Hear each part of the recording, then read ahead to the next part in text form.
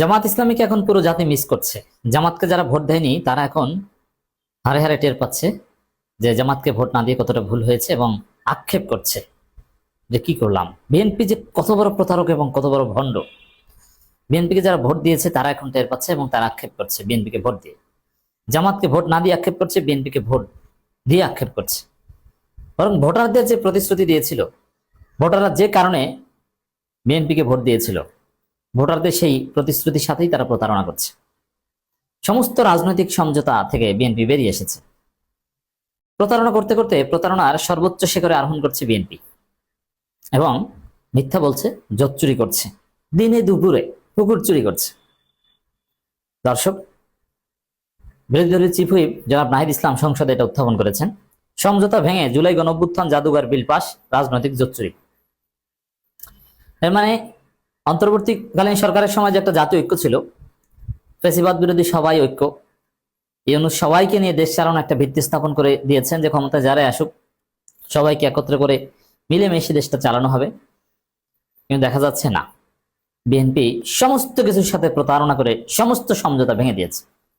সমস্ত সমঝোতা শেষ। ঐকমত্য কমিশনের কোনো ঐক্যমত তারা মানছে না, বরং জনগণ ঐক্যবদ্ধ হয়ে যে গণভোটে হা দিয়েছে এটাও তারা মানছে না। রাজনৈতিক দলগুলোর মধ্যে যে আন্ডারস্ট্যান্ডিং হয়েছিল ইউনূস সরকারের আমলে সরকারি মধ্যস্থতায়, সেগুলোও মানছে না। তারা মেজরিটির গোয়ার্তুমিতে যা ইচ্ছা তা করছে। এটা জাতির জন্য অশনি সংকেত। একটা মহাবিভাজন তৈরি হচ্ছে সোসাইটিতে, রাজনীতিতে।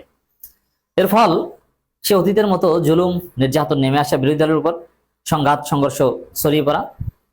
এবং বিএনপি সেটাই চায়। বিএনপি ভেবেছে জামাতকে এনসিপিকে নির্যাতন করাটা সহজ হবে, কারণ আওয়ামী লীগ নির্যাতন করেছে বিএনপিকে, জামাতকে।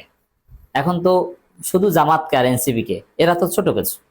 অতএব নির্যাতন করে আমরা টিকে থাকতে পারবো না। It's wrong. বরং বিএনপিকে তো সাহস করে নির্যাতন করেছিল, জিয়াউর রহমানকে সাহস করে তো রাজাকার বলেছিল আওয়ামী লীগ। কিন্তু শেষ পর্যন্ত দীর্ঘদিন কিন্তু আওয়ামী লীগ এগুলো করে টিকতে পেরেছিল, কিছুই হয়নি তাদের। এক পর্যায়ে বিএনপি থেমে গিয়েছিল। যতটুকু প্রতিবাদ জামাত শিবিরই করেছিল। আর দ্বিতীয় কথা হচ্ছে, এবার তরুণ প্রজন্ম সচেতন। তরুণ প্রজন্ম, জেনজি, ছাত্র জনতা জেগে উঠলে তাদেরকে কেউ আটকাতে পারে না। অতএব বিএনপির যে চিন্তা ভাবনা, যে বিভাজন তৈরি করে আমরা ফ্যাসিস্ট হব, বিরোধী দলের উপর নির্যাতন করব, কিছুই হবে না, আমরা টিকে থাকবো না। টিকে থাকতে পারবে না, বিএনপি ধ্বংস হবে। দর্শক, সমস্ত রাজনৈতিক সমঝোতা ভেঙে ফেলেছে, বিশ্বাস ভঙ্গ করেছে। একদিকে জামাত বিশ্বাস ভঙ্গের অভিযোগ করেছে জামাত জোট, আবার রাজনৈতিক সমঝোতা ভাঙা এবং রাজনৈতিক জোট চুরি করেছে বলে এই অভিযোগ করছে। এর মানে এই বিএনপির পরিণতি আমি দেখতে পাচ্ছি যে কোনো রিকনসিলিয়েশনের মাধ্যমে দীর্ঘদিন টিকে থাকবে এরকম না। বিএনপির পরিণতি হচ্ছে আওয়ামী লীগের মতো হারিয়ে যাবে।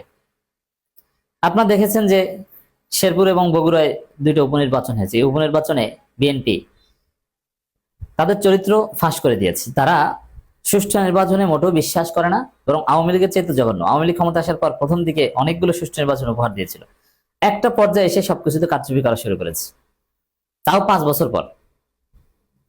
আর কারচুপি করার জন্য অনেক জায়গায় বিএনপি, আওয়ামী লীগ সরকার হাতেই দেয়নি, যে এগুলো ভালো আছে ভালো থাকুক, যাতে জনগণ সন্দেহ না করে। এত সোজা না কারচুপি করে টিকে থাকা। এজন্য এনসিপি নেতা সরোয়ার তুষারের কথাটা আপনাদেরকে আবারও স্মরণ করে দিতে চাই। বিএনপি হচ্ছে ব্যর্থ আওয়ামী লীগ, আর আওয়ামী লীগ হচ্ছে সফল বিএনপি। কারণ বিএনপি চায় আওয়ামী লীগ হতে, কিন্তু পারে না, পারবেও না। অর্থাৎ বিএনপি এখন যা চায় ওটা পারবে না। আর আওয়ামী লীগ বিএনপির দেখানো ভোট চুরির রাস্তায় সফল, 15.5 বছর টিকেছিল। এর চাইতে আর কত? যদি আকাম করে কারচুপি করে 15.5 বছর টিকা যায়, এটা অনেক। অতএব বিএনপি কপালে বিপদ আছে, সুনির্দিষ্টভাবে, নিশ্চিতভাবে। অন্তর্বর্তীকালীন সরকারের সময় করা 98টি অধ্যাদেশের সংশোধনী ছাড়াই পাশের রাজনৈতিক সমঝোতা ভেঙে জুলাই গণঅভ্যুত্থান স্মৃতি জাদুঘর বিল 2026 পাশ করার তীব্র ক্ষোভ ও প্রতিবাদ জানিয়েছে বিরোধী দল। দেখেন, একটা স্পষ্ট যে ইউনূস সরকার আমলে যে সমঝোতা, ওটা বিএনপি এখন কিছুই মানছে না। যা ইচ্ছা তা করছে। যা ইচ্ছে তা কেন করতে হচ্ছে? That is question. বিএনপির এতে লাভটা কি? বিএনপি আসলে তেমন লাভ নেই। এই যে বরং বিএনপি জাতির কাছে প্রতারক হিসেবে আখ্যায়িত হচ্ছে, এটা তো লাভের কথা না, এটা তো লসের কথা। লাভ হচ্ছে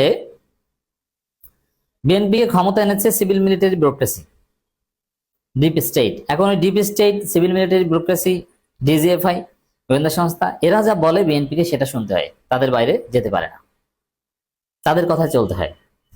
এই জায়গা হচ্ছে সমস্যা এখন ওই এস্টাবলিশমেন্টের কাছে। এই জন্য পিনাকি ভট্টাচার্য বলেছে যে এটা বিএনপি, তারেক রহমান, বিএনপি, এটা হচ্ছে পুতুল সরকার। তাদের ওই পর্দার অন্তরাল থেকে ডিপ স্টেট যেটা বলে দেয়, নানান এজেন্সি যেটা বলে দেয়, ওইটাই করতে হয়। তাদের পছন্দ এখানে তেমন কিছু না। এই জন্য বিএনপি সারা জীবন যার জন্য আন্দোলন করলো, এখন তার উল্টা কাজ করলো। যেমন এই বিচার বিভাগের স্বাধীনতার জন্য কিন্তু বিএনপি সারা জীবন আন্দোলন করেছে, সারা জীবন বলতে অ্যাটলিস্ট 8 সালের পর থেকে। কিন্তু সেই বিচার বিভাগের স্বাধীনতাকে বিএনপি হত্যা করেছে পার্লামেন্টের মেজরিটির গায়ের জোরে। এখন কেন করেছে? ওই যে ভূমধ্যদেশ যে কারণে বাতিল করেছে, বিচারক নিয়োগ প্রক্রিয়া ওই কারণে বাতিল করেছে, এবং বিচার পৃথক সচিবালয় বিচার বিভাগীয় ওটাও বাতিল করতে হয়েছে এই কারণে। এজেন্সির চাপে বা এজেন্সির পরামর্শ। এজেন্সির কথা কেন শুনতে হচ্ছে? এজেন্সি তাকে ক্ষমতা এনে দিয়েছে এবং সামনে আরো বিভিন্ন নির্বাচনে ক্ষমতা এনে দিবে। তো দর্শক, এই জোট চুরি করে, এভাবে বিশ্বাস ভঙ্গ করে, এভাবে বিএনপি টিকতে পারবে না, তাদের কপালে বিপদ আছে। প্রতিষ্ঠানকে দলীয়করণের মহা উৎসব বলে অভিহিত করেছেন বিরোধী দলের চিফ হুইপ নাহিদ ইসলাম। রাজনৈতিক সমঝোতা ভঙ্গের অভিযোগ করে নাহিদ ইসলাম বলেন, মাননীয় স্পিকার, আপনি জানেন অন্তর্বর্তী সরকারের অধ্যাদেশগুলো নিয়ে একটি বিশেষ কমিটি করা হয়েছিল। সেখানে 98টি অধ্যাদেশ সম্পর্কে আমরা ঐক্যমত পোষণ করেছিলাম। সেগুলো অ্যাজ ইট ইজ যেভাবে আছে সংসদে বিল আকারে আসবে এবং পাশ হবে। জুলাই গণঅভ্যুত্থান স্মৃতি জাদুঘর বিলটিও সেই তালিকা অন্তর্ভুক্ত ছিল, কিন্তু বিলটি উত্থাপনের মাত্র আধা ঘন্টা আগে একটি সংশোধনী দেওয়া হলো। এর মাধ্যমে রাজনৈতিক সমঝোতা কনসেনসাস ভঙ্গ করা হলো। এর মানে এই যে পার্লামেন্টারি কমিটি বা 2 দিন আগেও যে বিষয়ে ঐক্যমত হচ্ছে ওটাও মানে না। এবং বিশ্বাসঘাতকতা, প্রতারণা কিভাবে করে দেখেন, বিল সংসদে উত্থাপনের আধা ঘন্টা আগে পরিবর্তন করে ফেলে যাতে কেউ বুঝতে না পারে বা কিছু করার না থাকে। যেহেতু ব্রড মেজরিটি, আবার সংসদের কঠোরতা তো আপনারা জানেন, ওখানে যা ইচ্ছে তা করা যায় না। একটা কার্যপ্রণালী বিধি আছে, সময় সংক্ষিপ্ত, প্রচুর খরচ হয়। এই জন্যে একটা নির্দিষ্ট পদ্ধতি চাতুরি করে একটা সময় পার করতে পারলে স্পিকার বলেন যে এখানে আর কিছু করার নাই, রুলিং দিয়ে দেন যে এই পর্যায়ে আর কিছু করার নাই, এটা এটা সময় সময় নাই, সময় শেষ, সময় স্পিকারের সারাদিন কথা সময়। বিএনপি এক ভয়ানক প্রতারণার খেলায় মেতে উঠেছে। এই প্রতারণার ফল আওয়ামী লীগের মতোই হবে। তবে আওয়ামী লীগের এই ফল পেতে লেগেছে 16 বছর, আর বিএনপির 16 মাসও লাগবে না।